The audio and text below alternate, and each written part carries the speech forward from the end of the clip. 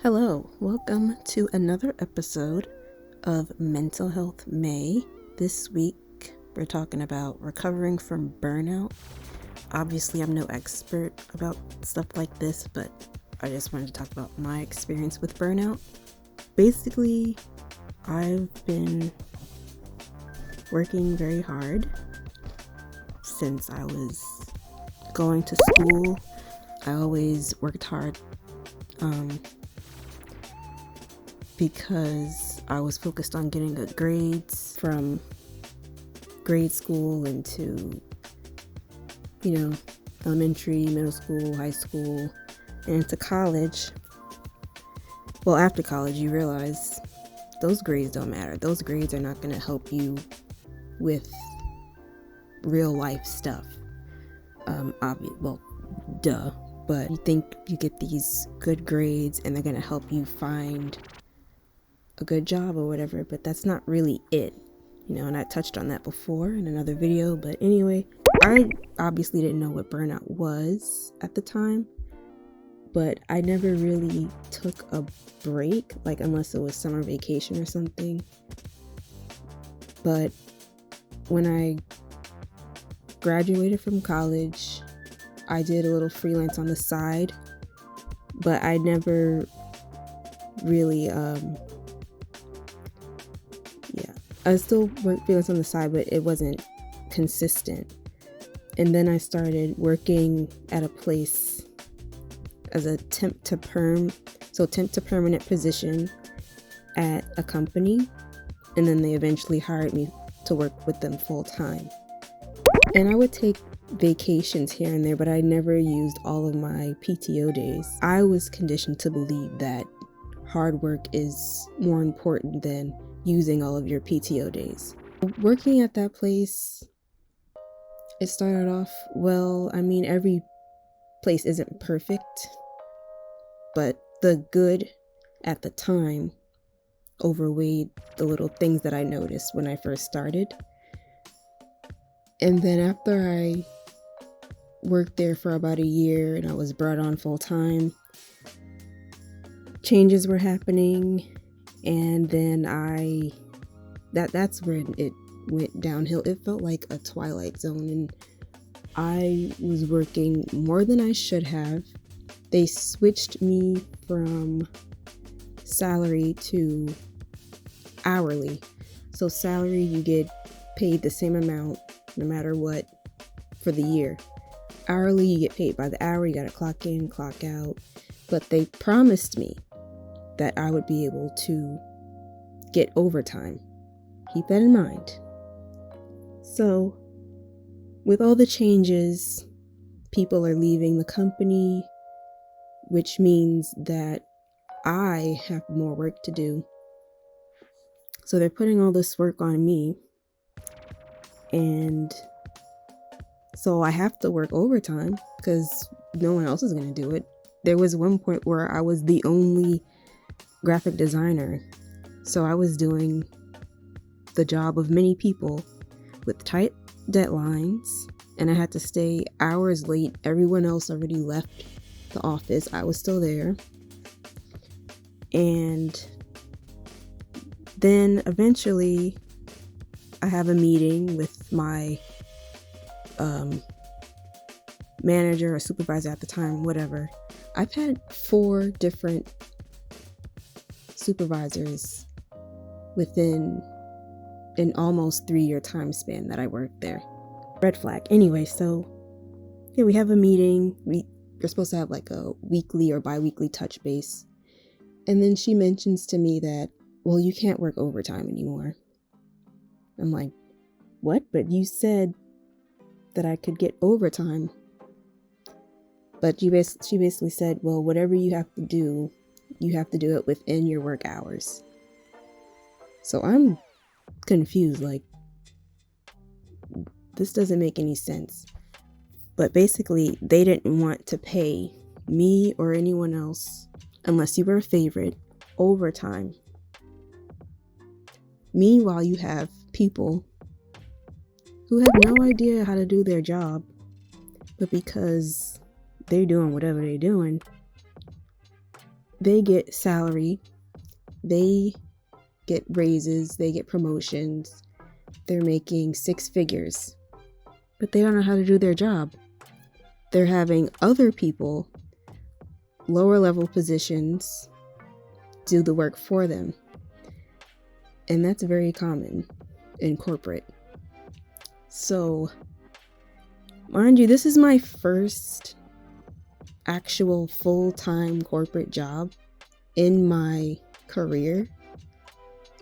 And this is not the first experience you want to have, but it did teach me a lot in what I don't want to experience where I work.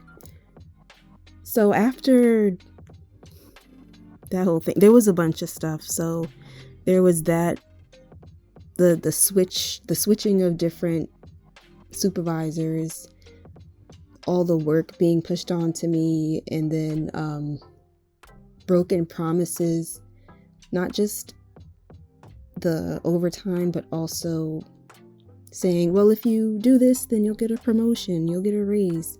And I do those things, and they find an excuse not to give me a raise or a promotion. And that kept happening. They kept pushing the goalpost. Another thing was everyone else in the department had a laptop. I didn't. I only had a computer or a monitor.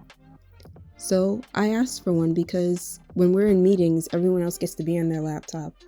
I have to leave my work at the desk and listen in on these meetings.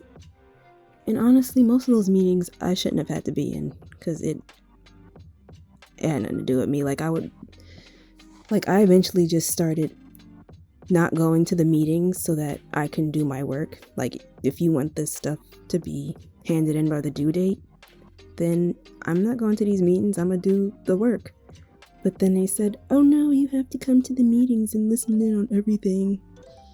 Well, I could if you would give me a laptop, because while the meetings were going on, everyone would be on their laptop trying to do their work last minute. Because remember, there's these tight deadlines. So there was always an excuse about not giving me a laptop. It's not in the budget, and they kept saying that they were asking people, doing this, doing that. But at the end of the day, they just, it's not within the budget. Meanwhile, you see them wasting their money on nonsense, but it's not in the budget. Okay. And it's just interesting how people like to play in your face like you're not. Like they're insulting your intelligence. So this is the last supervisor I had where this is a different one, but I mentioned her before. I'm going back and forth. Okay, so the one who said the thing about hourly or whatever, that probably wasn't her call. That was someone else who told her that. Whatever, but she also was not a good supervisor at all. I remember that one time that she raised her voice at me and a coworker because we had to work on this project and we handed it in to her, like, for her to look at it. First of all, she has no creative experience, yet she's in charge of telling us how to do design, which was already gonna be a mess. And then she yelled at us, "This isn't what I wanted," blah blah blah blah, yelling at us in the office, not in her private room or whatever, not a conference room. This is where everyone can see and hear what's going on. So my coworker is shook. Me and the coworker that had to do this project together. My coworker is shook. I'm just looking at my supervisor like, are you serious? While she's yelling at us. Then I'm like waiting for her to finish because I'm just giving her a neutral dead face like, are you done yet? And she walked off. So I'm like, okay.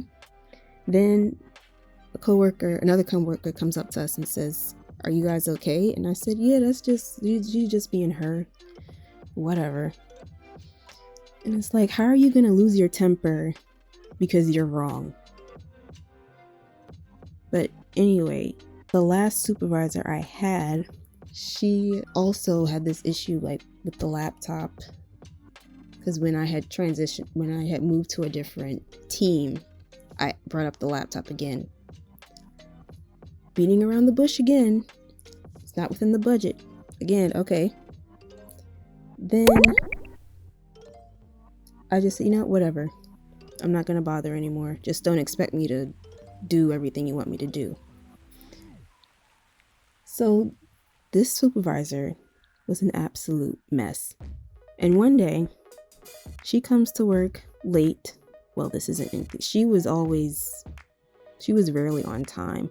And I started not caring what time I came in because nobody else did. So I was like, why would I stress myself trying to get here on time when this place don't care nothing about me? So I'm gonna take my time getting here. I'm gonna make up the hours. It is what it is. But anyway, she would come in late. And one day she came in really late and she's like, oh my God, I spilled juice all over my laptop. She went to IT and immediately got a laptop and pushed the old one on my desk because we sat next to each other. Like our desks were connected. So she pushed her laptop onto mine. It was halfway on her desk, halfway on mine. And I'm looking at it and I'm looking at her like, well, isn't this a slap in the face? So, and then she would push her work onto me. She would come in late, leave early. She would sneak out right after she gave me all of her work to do. Because sometimes there'd be these large files and you can't leave that unattended. So she would sneak out and I would have to sit there and wait.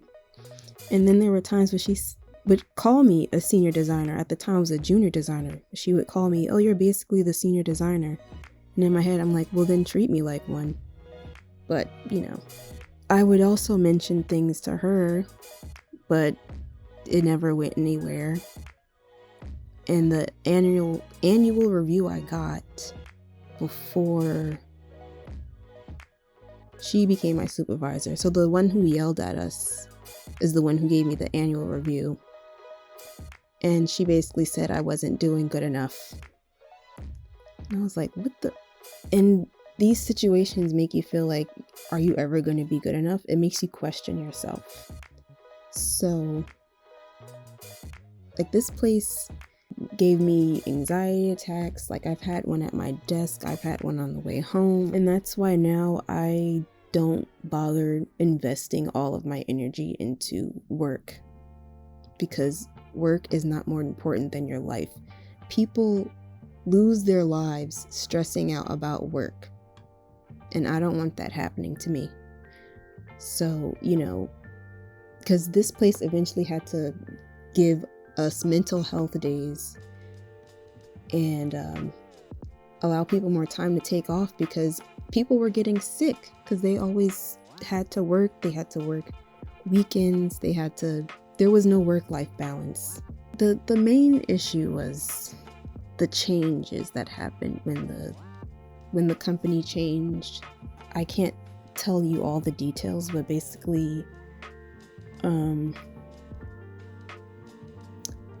once they made those restructuring, quote unquote, changes, is when it really went downhill and it was like the Twilight Zone. And the last supervisor I had, I was cool with her until she became my supervisor. And that's when I started looking at her differently. Mind you, she was also a Black woman, but I felt like I was the only Black woman on the team.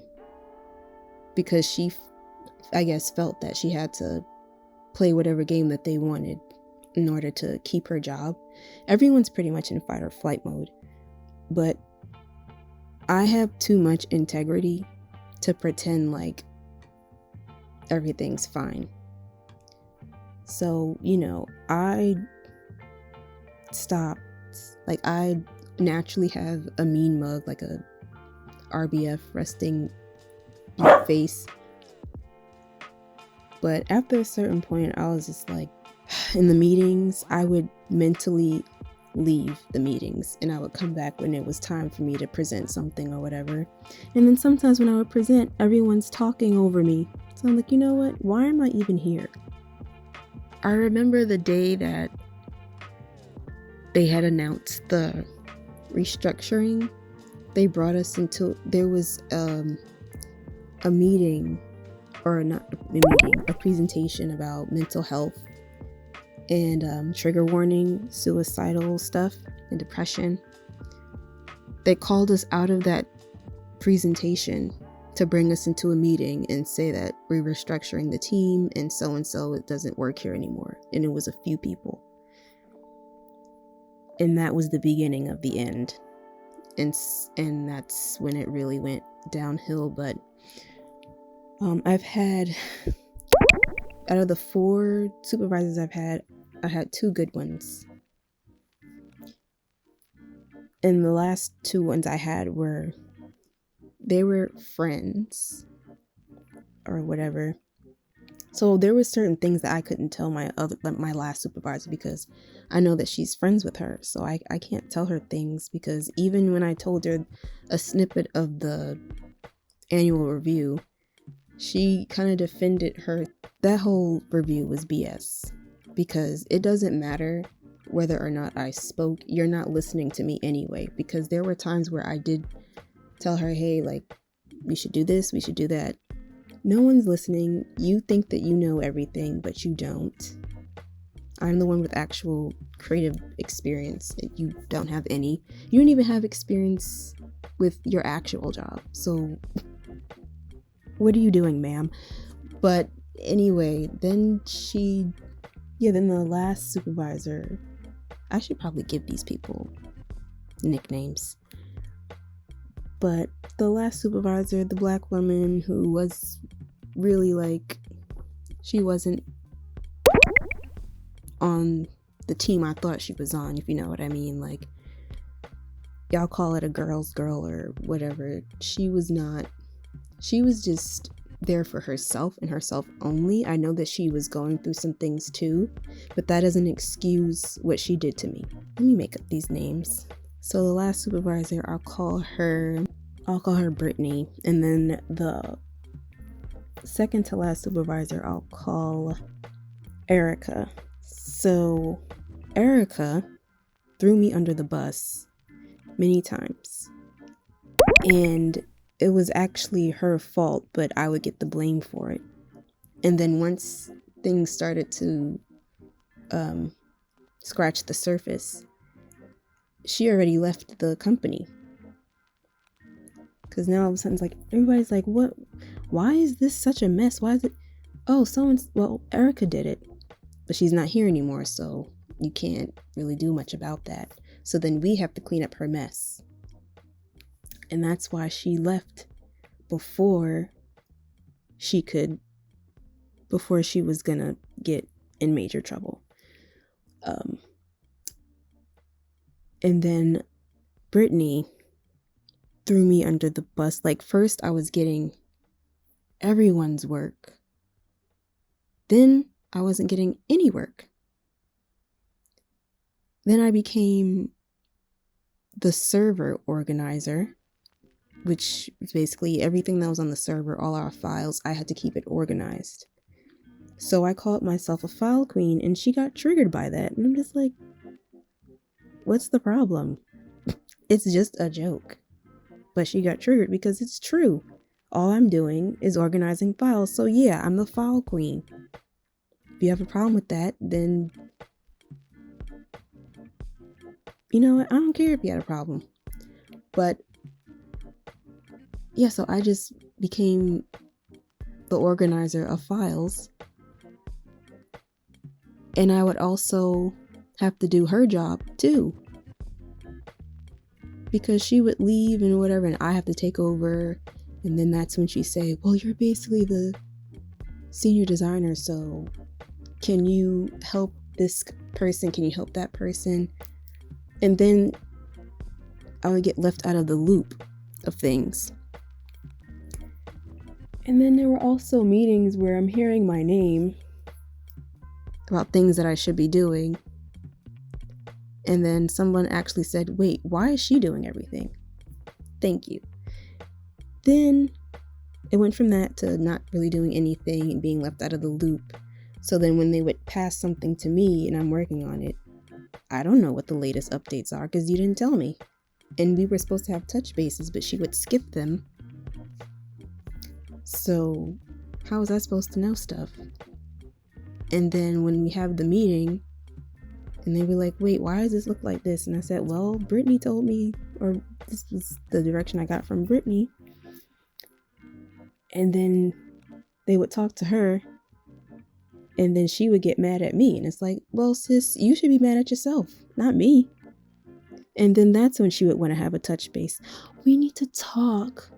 Sure we do. So then we'd have discussions. It's like, okay, this is all talk. This isn't going to go anywhere. I can play the game too, so I can act all nice and whatever, but I'm not cool with you like you think I am. And I remember when I was with my coworker during lunch, I started bringing my own personal laptop to work because I was working on my stuff so that I can get out. And then she's giving me the side eye while she's walking by. And my coworker's like, whoa, did you see that? I said, yeah, I don't care. Like, why should I? I just felt so unsupported, especially when the people that I was closest to left. I don't blame them for leaving. Some people also didn't have a choice but to leave. If I didn't have the few people that I was still cool with, I don't know how that would have went down. The people, like once everyone I was closest with left my department, left the company, I was hanging out with people from another department that had nothing to do with the team I was on. And then it seemed like they had an issue with that, but the people that were on the other team, they were Black and also people of color. And I unapologetically relate more to them because they're also dealing with microaggressions and things like that. So yes, we're gonna talk, we're gonna connect, we're gonna vibe. So why are y'all freaking out when you see us together? We're not gonna be talking about you, and if we are, so what? That's your guilty conscience. And people were warning me, like, you should start looking at other places, you deserve better than this. And in my head, I'm like, I'm telling them, no, I need to work on my experience a little bit more. I need to show that I worked here a long time before I look somewhere else. I was wrong, because once it was confirmed to me that they were trying to get rid of me and blame everything on me, I was like, okay, I definitely need to go. That was my epiphany. Once I found out, I left the building. I didn't tell anybody. I just left the building and went outside to breathe and talk to my friends, because like, you got me effed up if you think I'm going to tolerate this. A person can only take so much. So once I got that epiphany, that's when I really stopped caring. And I would bring my laptop, work on my portfolio. I would leave. I would take longer breaks and things like that. So I started spending time working on my portfolio and going on interviews. And that's when you see if people actually do value you and appreciate you. Sometimes you're just at the wrong place with the wrong people, like I mentioned in my other video about 30 things I've learned. I was basically being told that I wasn't good enough, but these interviews were showing me otherwise.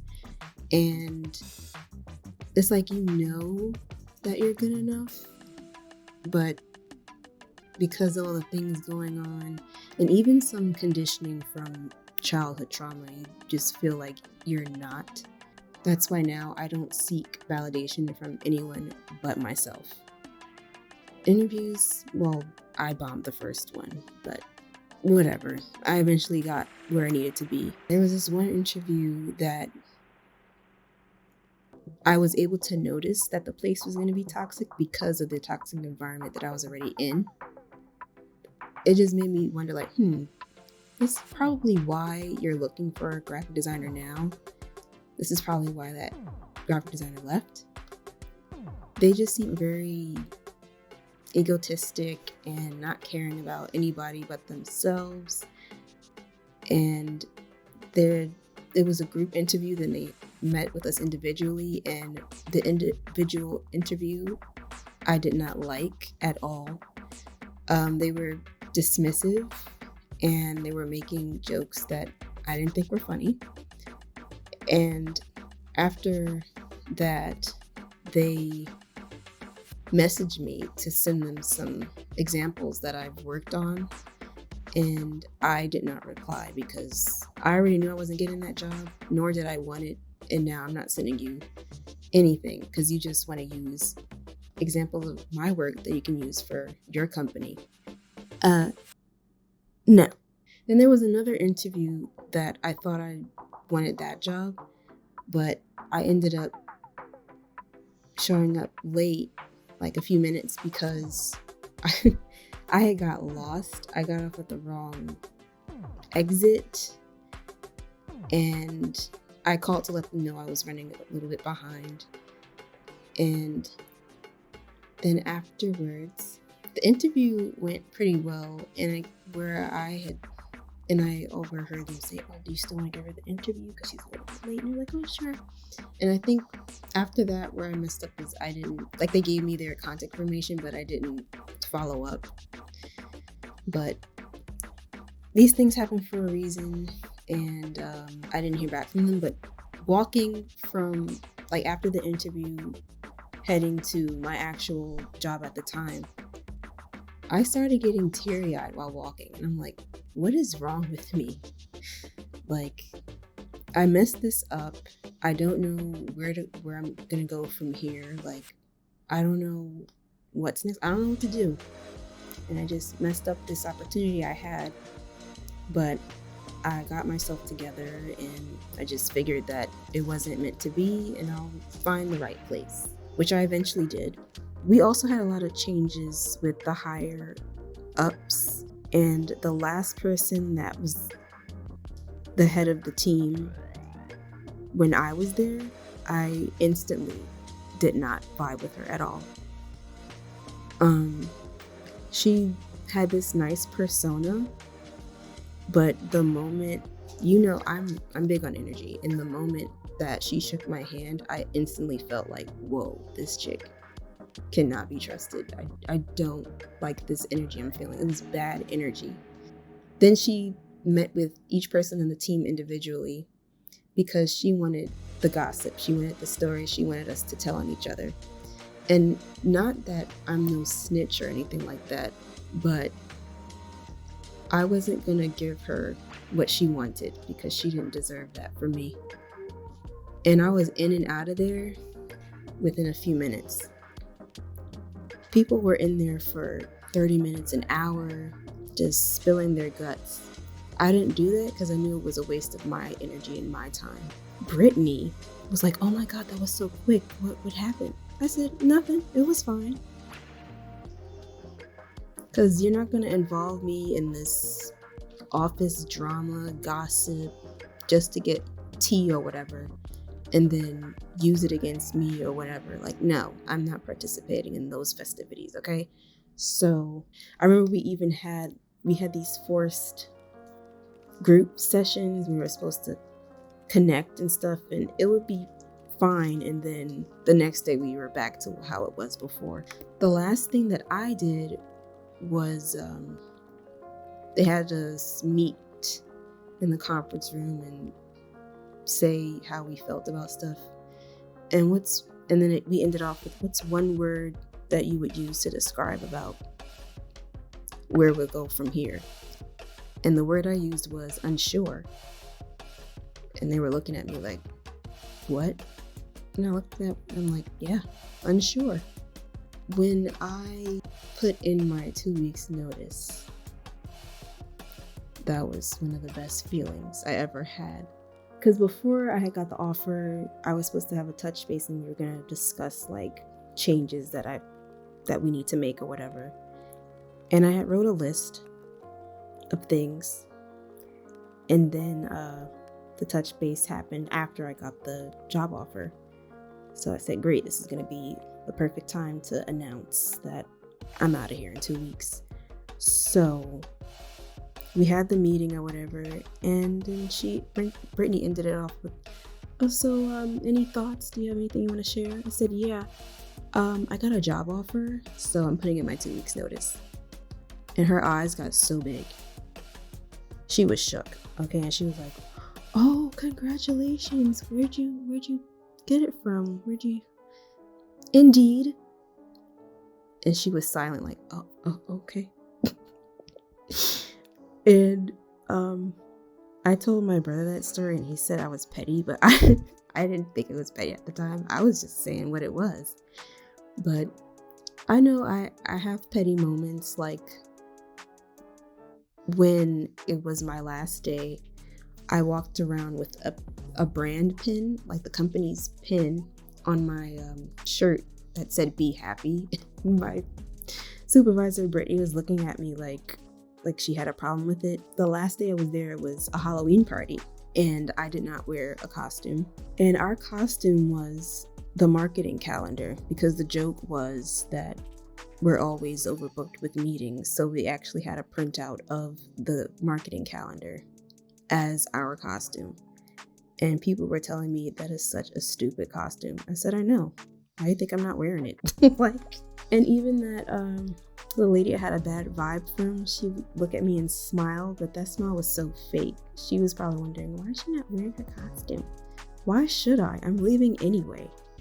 And I was gonna only stay for like maybe 30 minutes to an hour, but I ended up staying longer because I was actually hanging out with that department that I told y'all about earlier, because I was cool with them. And then I met up with them again later that week. The thing about Brittany, like, I had requested a week off prior to getting my offer, prior to putting in my 2 weeks notice. She kept pushing it back, and I'm hearing her talk about it to my coworker, but she's not talking about it to me. And I'm just sitting there like, she's not as quiet as she thinks she is. I can hear her. The disrespect, okay? Don't play with me. So because I was leaving the company, they couldn't pay out those days. And there were also some days that I had asked for that weren't put in the system because homegirl was a mess. They gave me some days back, and I used those. I was going through it. Like, I looked a mess. And then I met up with that group of people a few days later. They said, you look so different. You're actually glowing now. I said, dang, it's a difference just by not working there anymore. And then right afterwards, I got sick. I usually say, well, because I know from experience that if you don't choose time to take off, your body will do it for you. I was not really taking as much days off as I should, but that's why I had wanted that week off, but I didn't get to have that because homegirl messed up. So I said, okay, I get a week off before I start this new job. But that week, I had so many things planned for that week, but I got sick, so I didn't get to do anything. So that was my body telling me, girl, you better sit down. So I had no choice but to sit down and rest and get better before I started the new job. That job was so traumatic. The people that were at this new job, they were so nice, and it was actually genuine. And so now I'm like, this is so different from what I'm used to.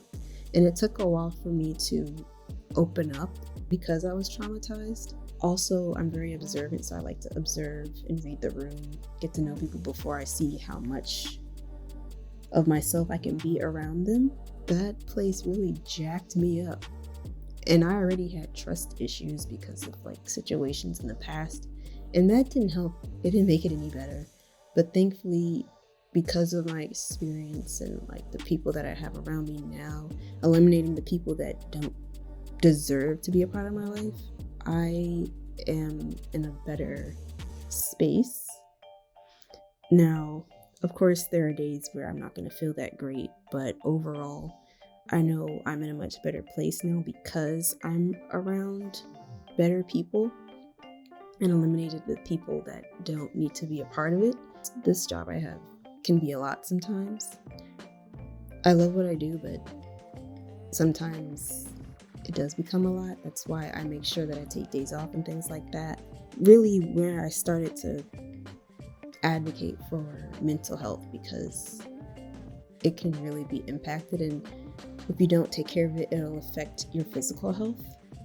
I want to make sure it doesn't happen to that extent ever again, because I know it can happen.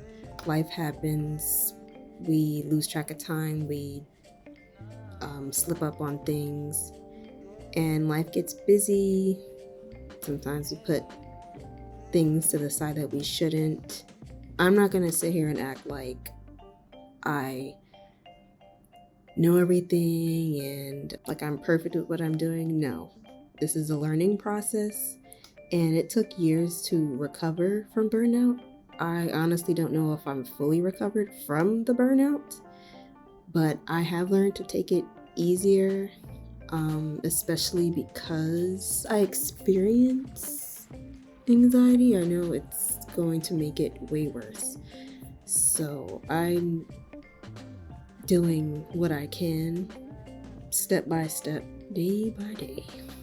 Because of what I've experienced with burnout, now I know like the signs of when I'm on the verge of getting burnout again. So that's when I'm like, all right, I need to take time off. I need to rest. I need to process my thoughts. I want to say setting boundaries. Saying no. Okay, because even at the last job, I started saying no, and they would be like, what do you mean no? It shouldn't take that long. Okay. Do you want to do it? Like, don't. I can't stand when people do that. Some people, they correct it, like they'll say, well, I don't want to say how long it is for you because I'm not doing it. So I appreciate that. But then there are some people who just assume that their stuff is a priority, but that's not how it works. Okay. So just don't take things so seriously, because that can also lead to burnout. You need to learn a balance. That's something that I'm still learning, how to balance things out. That's what I'm saying. I'm not going to sit here and act like I'm perfect at this. Like, I know that I need to balance it. That's what I'm trying to work on, but it's not easy.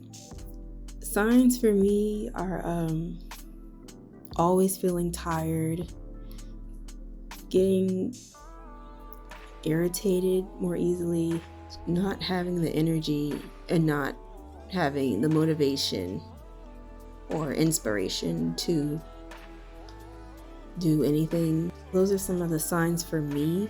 I will leave links to more in-depth stuff because I can only speak for myself and what I've learned based off of my experience. Hopefully